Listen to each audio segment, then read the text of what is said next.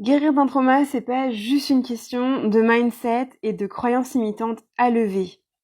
Pourquoi est-ce que je dis ça? Hier, je suis tombée sur un coach qui était un connard, qui ne connaît rien au traumatisme et à comment on en guérit, et qui m'a dit des horreurs. Et donc, je vais résumer ce qu'on ne dit pas, ce qui ne se fait pas, et pourquoi c'est nul, en fait, ce qui s'est passé.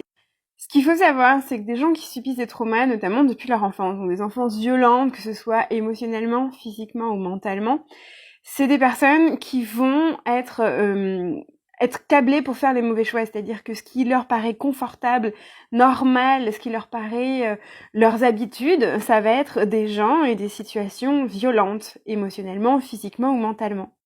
Et ça, c'est pas une croyance limitante, ça, c'est des études scientifiques qui montrent les effets de la maltraitance de l'enfance et la conséquence que ça a sur l'âge adulte, notamment une réduction de l'espérance de vie. En plus de choisir les mauvais partenaires, de faire les carrières pour les mauvais choix et de s'entourer des amis qui ne nous aiment pas. Et en fait, finalement, si je vais juste faire une comparaison, avoir un trauma, c'est comme si on t'avait cassé les jambes, soit on te les a cassées il y a longtemps et elles marchent plus, soit on vient de te les casser parce que c'est un trauma récent. On te met dans une cage d'escalier et on te dit, tu vois, je t'attends au 5e étage. Bon, alors il y a des gens qui vont réussir à monter les 5 étages sans leurs jambes. Ça, c'est des gens, clairement, ils ont un mindset de malade, mais pas seulement. C'est-à-dire que les gens qui s'arrêtent avant, c'est pas nécessairement un problème de mindset. Ils vont peut-être être flingués les poignets, ils vont peut-être avoir les os qui se fissurent. Et globalement, ça va être, ils ont aussi un mindset de malade pour y arriver, jusque-là, peu importe où ils arrivent, mais n'empêche qu'en fait, ils ont des gros handicaps. Ils ont pas de jambes. Et il y aura toujours des connards pour monter les escaliers 4 à 4, parce qu'il leur sera rien arrivé dans leur vie, qui vont s'arrêter, qui vont te regarder, et qui vont te dire tu ferais mieux d'utiliser tes jambes. Et qui, si tu leur dis mais elles ne fonctionnent pas, vont te répondre mais ça c'est une histoire de mindset et de croyances limitantes, et ils vont se remettre à courir, ces connards.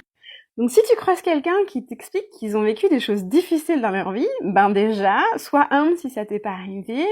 Peut-être demande-leur qu'est-ce que c'est, leur challenge en ce moment, quelle forme ça prend. Franchement, juste sois humain, sois empathique, quoi, tu vois. Si t'as des jugements, garde-les pour toi, parce que ça sert à rien d'en rajouter pour les autres.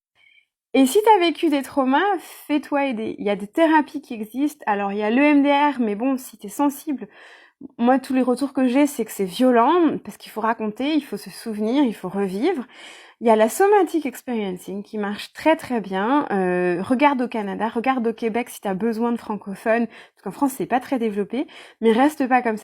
Et surtout, te laisse pas faire. Ces gens-là qui n'ont rien vécu et qui viennent te dire comment faire, il faut pas les laisser te démonter et te faire croire que c'est toi le problème. Prends soin de toi.